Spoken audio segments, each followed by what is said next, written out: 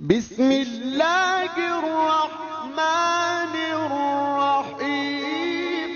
کسی ایسی چیز پر آگے مت بڑھ جس کی نسبت تیرا خیال ہو کہ میں بڑھ کر اس کو حاصل کر لوں گا، اگرچہ اللہ تعالیٰ نے اس کو مقدر نہ کیا ہو۔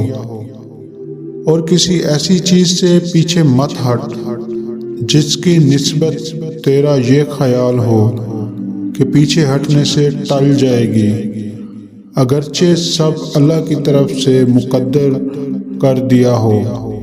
اپنے نفع کی چیز کو کوشش سے حاصل کر اور اللہ سے مدد مانگ اور ہمت مت ہار۔ اور اگر تجھ پر کوئی واقعہ پڑ جائے تو یوں مت کہہ کہ اگر میں یوں کرتا تو ایسا ہو جاتا، البتہ یوں کہہ سب اللہ کی طرف سے ہے۔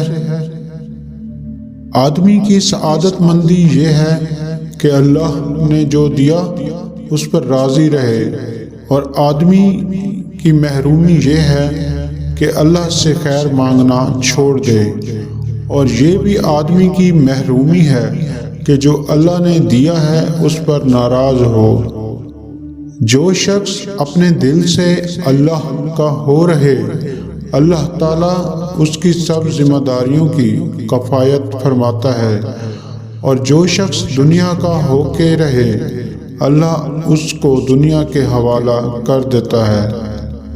اللہ تعالیٰ کے نزدیک دعا سے بڑھ کر کوئی بھی چیز قدر کی نہیں۔ جو شخص اللہ تعالیٰ سے دعا نہیں کرتا، اللہ اس پر غصہ کرتا ہے۔ اگر دنیا اللہ تعالیٰ کے نزدیک مچھر کے پر کے برابر بھی ہوتی تو کسی کافر کو ایک گھونٹ پانی بھی پینے کو نہ دیتا۔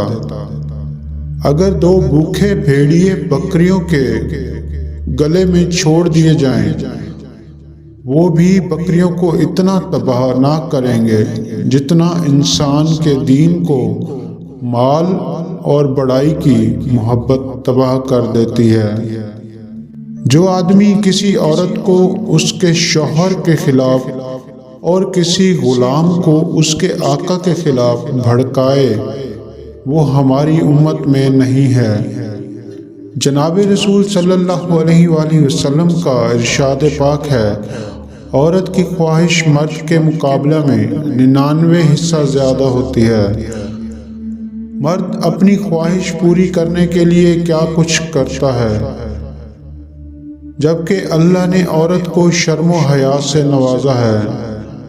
اللہ نے عورت کو حیا کے 9 حصے دیے ہیں اور 1 حصہ مرد کو دیا ہے۔ Subscribe now and press the bell icon. Never miss an update.